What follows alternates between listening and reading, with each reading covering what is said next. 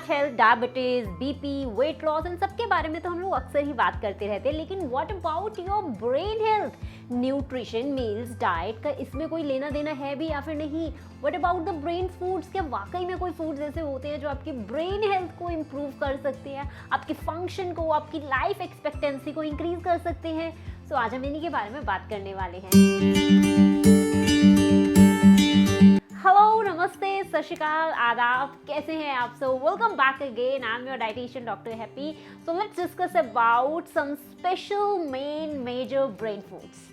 तो सबसे पहले बात करते हैं कि ब्रेन को आखिर चाहिए क्या होता है, ब्रेन को किन किन चीज़ों की ज़रूरत होती है। तो आपको एक बहुत ही बढ़िया सी अभी केमिस्ट्री और बायोलॉजी मालूम चलने वाली है। आप सभी को मालूम है हमारी बॉडी को रन करने के लिए major source of energy glucose की नीड होती है, और भाई ब्रेन भी इससे कोई दूर नहीं है। ब्रेन को भी ग्लूकोज की ही ज़रूरत होती है, और आपको मालूम है एक नॉर्मल वेटेड पर्सन को लगभग 200 ग्राम ग्लूकोज की ज़रूरत होती है, और उसमें से 2/3 ऑफ ग्लूकोज सिर्फ आपके ब्रेन को ही चाहिए, यानी कि 130 ग्राम ऑफ ग्लूकोज सिर्फ आपके ब्रेन को चाहिए। और जब ब्रेन को ग्लूकोज नहीं मिलता है ना भाई, ब्रेन आपका काम नहीं करता है।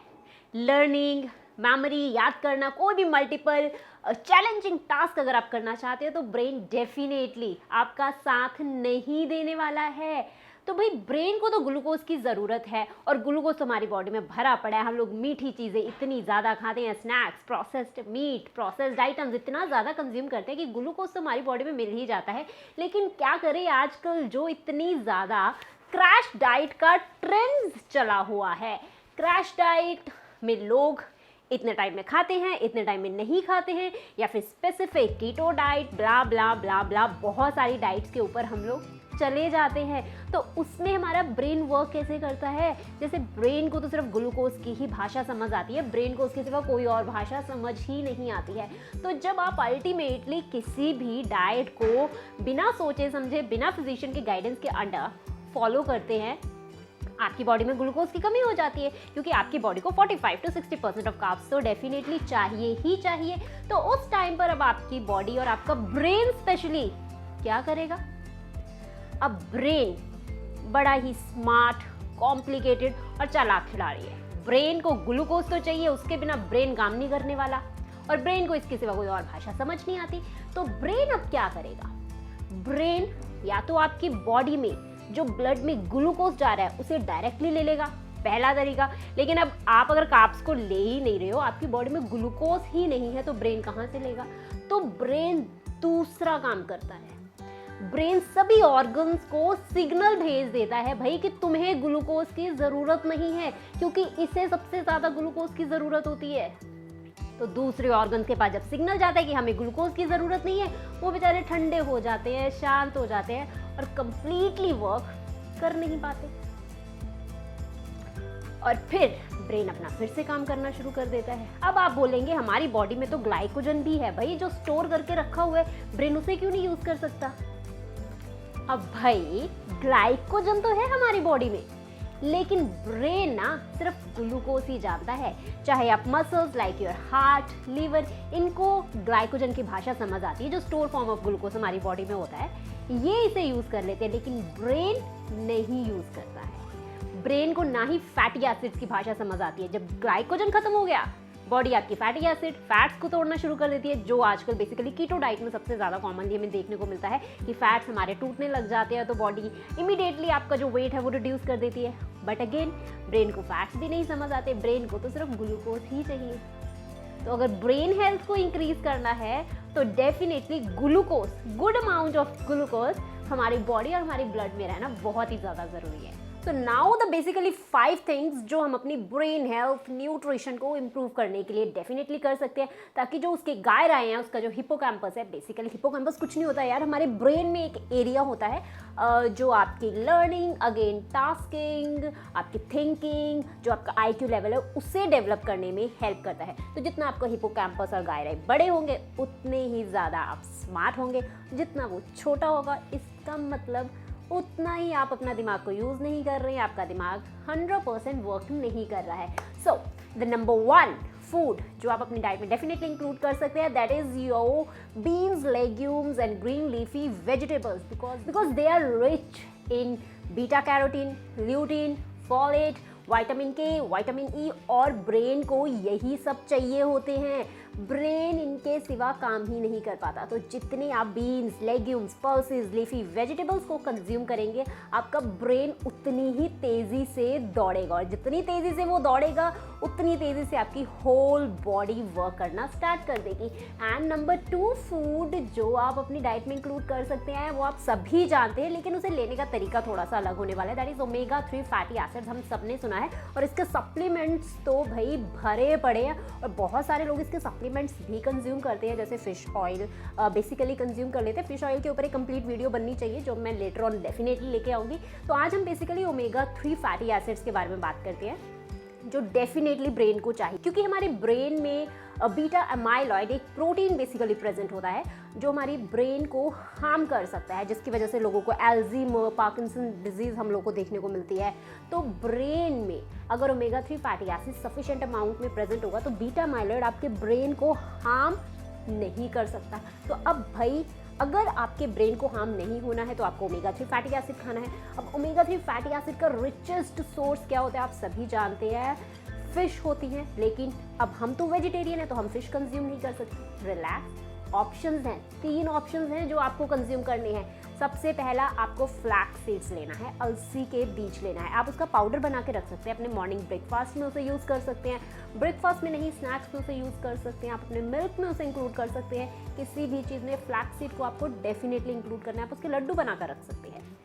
Flex seeds are rich in ALA, यानी कि ओमेगा 3 फैटी एसिड्स, जो आपकी ब्रेन हेल्थ, ब्रेन सेल्स को रिपेयर और प्रोटेक्ट करने वाले हैं। अब अलसी के बीज तो हो गए, और उसके साथ आप हफ्ते में 2 बार ऑयली फिश को कंज्यूम कर सकते हैं। हम सप्लीमेंट्स की बात नहीं करेंगे, नॉर्मली ही आप अपनी बॉडी में ओमेगा 3 फैटी एसिड के लेवल को इजीली कंप्लीट कर सकते हो, आपको ज़रूरत ही नहीं पड़ेगी। अब 2 चीज़ें हो गई, तीसरी चीज़ आती है भाई, एक ऐसा नट जो आपके ब्रेन की तरह ही दिखता है। गेस करो, बिल्कुल सही, योर वॉलनट।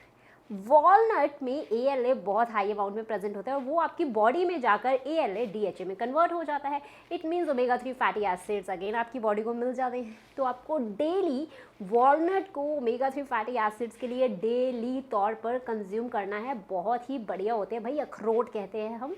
अखरोट को रात को भिगोइए, मॉर्निंग में कंज्यूम कीजिए, 1, 2, 3 अखरोट ईजिली कंज्यूम कीजिए।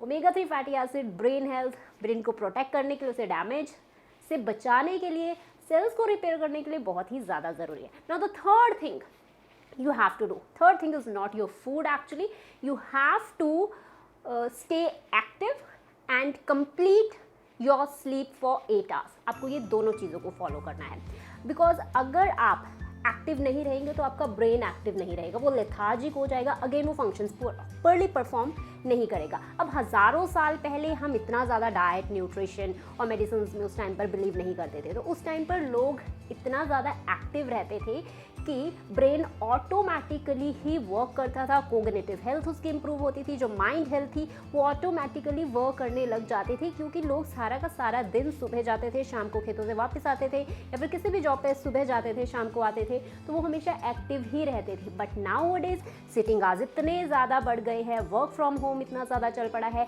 जितना ज़्यादा हम बैठे रहते हैं, हमारा brain definitely you are saying हम कंप्यूटर्स पे वर्क कर रहे हैं, हम बात कर रहे हैं, हमारा ब्रेन थिंक कर रहा है, लेकिन इन सब चीज़ों से आपकी जो लाइनिंग है ना ब्रेन की, वो पतली पतली पतली ही होती जाती है, और हमें वो नहीं चाहिए। अगर वो पतली पतली पतली होती जाएगी तो आपका जो ब्रेन है बेसिकली उसके सेल्स डैमेज हो रही हैं। इट मीन्स उसे कोई भी इन फ्यूचर में जाकर आप कहेंगे कोई भी ट्रॉमा हमें देखने को मिल सकता है। सो हमें हमारी ब्रेन की लाइनिंग हार्ड ही चाहिए, और उसके लिए हमें डेफिनेटली एक एक्टिविटी के ऊपर स्ट्रिक्ट रहना है, और 8 घंटे की स्लीप तो हमें चाहिए ही चाहिए। अब लोग बोलते हैं हम 8 घंटे की स्लीप नहीं ले सकते, तो हम उसके ऊपर क्या करें?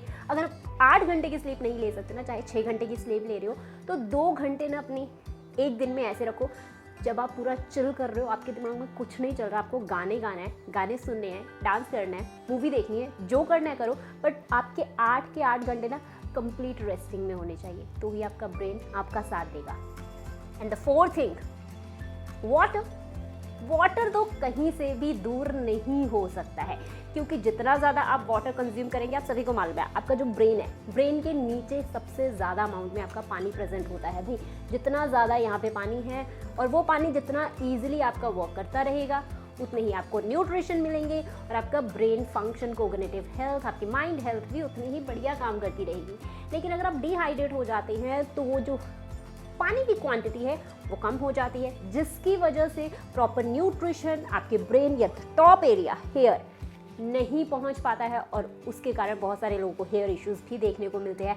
आपकी whitening of hairs, hair falls, dryness, itchiness, colouring बालों की जो चेंज हो जाती है, बहुत सारे इश्यूज हमें देखने को मिलते हैं। So keep hydrate yourself. जितना ज़्यादा पानी कंज्यूम करोगे, 8 ग्लास तो यार मिनिमम है, 8 ग्लास तो आपको लेने ही लेने हैं। उससे ज़्यादा आप 10 लो, 12 लो, again depend upon your activity, आप पूरा दिन कैसे रह रहे हो, लेकिन 8 गिलास तो मिनिमम है। अब लोग बोलते हैं हमें प्यास ही नहीं लगती। प्यास कहाँ से लगेगी? सुबह से शाम तक बैठे हुए हो, एसी लगा कर बैठे हुए हो, तो प्यास लगने का तो सवाल ही नहीं पैदा होता। Go do some activity, every 40 minutes you have to drink a glass of water, then definitely dehydration आपको होगी नहीं। बहुत सारे बच्चे ऐसे हैं, बहुत सारी लेडीज़ है जो कहते हैं, अगर मैं उनसे कभी पूछूं कि ओके आपकी पानी की क्वांटिटी एक दिन में कितनी है, they are saying 3 glasses, some are saying 4 glasses, और कुछ बच्चे बोलते हैं सिर्फ 2 गिलास। Seriously, drink water. 75% of our body is only made up from water. Okay, so now the 5th one which you have to do to increase or boost your brain health, that is consume regular meals. Because जब रात को आप 7-8 घंटे की snap complete करते हो, उसके बाद डेफिनेटली आपको ब्रेन को बूस्ट होने की ज़रूरत होती है और उसे ग्लूकोज की ज़रूरत होती है। So never skip your breakfast. बहुत सारे लोग ब्रेकफास्ट नहीं कंज्यूम करते हैं। आपको ब्रेकफास्ट की ज़रूरत है, आपको नहीं ज़रूरत, आपके ब्रेन को ज़रूरत है। अगर ब्रेन को नीड है तभी आपकी बॉडी प्रॉपरली वर्क करेगी। आप ओवर थिंकिंग में नहीं जाओगे, आपको ब्रेन फॉगिनेस नहीं होगी, आप हमेशा सोचते नहीं रहोगे, स्ट्रेस्ड नहीं रहोगे। आप हमेशा ये नहीं सोचोगे मैंने ये सोचा था, मेरा ये काम नहीं हुआ, मैंने ये काम किया बट वो नहीं चला। आप इन सारी चीज़ों से ईजिली बच जाओगे। सो प्लीज़ रेगुलर रखो अपनी मील्स को। ब्रेकफास्ट, लंच, डिनर, भूख लगती है definitely you go for snacks, नहीं लगती है तो आप डेफिनेटली उस टाइम पर हाइड्रेट करने वाली चीज़ों को कंज्यूम कर सकते हैं। तो ये 5 चीज़ें अपनी ब्रेन हेल्थ, ब्रेन न्यूट्रिशन को इम्प्रूव करने के लिए बहुत ही ज़्यादा ज़रूरी हैं। Thanks for watching the video. If you like the video hit the like button. ये वीडियो आपको कैसी लगी मुझे कॉमेंट सेक्शन पर लिखकर ज़रूर बताना। और अगर अभी तक इस चैनल को सब्सक्राइब नहीं किया then do subscribe the channel and hit that bell icon. I'll meet you in the next video. Till then, take care. Bye bye. Be safe and be healthy.